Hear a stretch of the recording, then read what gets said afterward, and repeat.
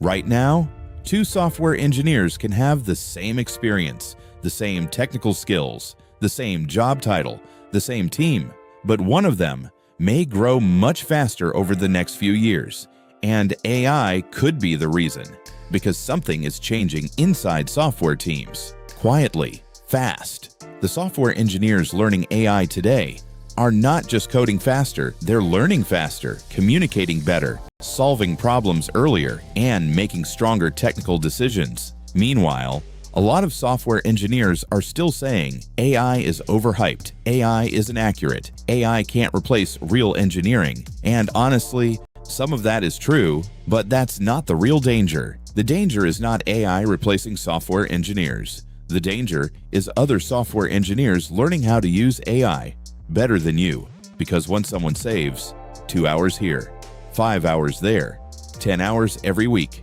that time doesn't disappear. It gets reinvested into learning, system design, leadership, visibility, and that compounds. Think about it. If one software engineer saves 10 hours a week, that's over 500 hours in a year.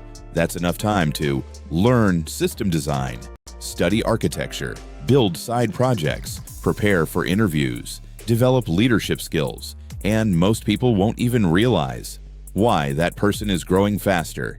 And that's the shift happening right now. AI is not replacing software engineers, but software engineers who ignore AI may slowly fall behind without noticing it. And by the time they do, the gap may already be massive.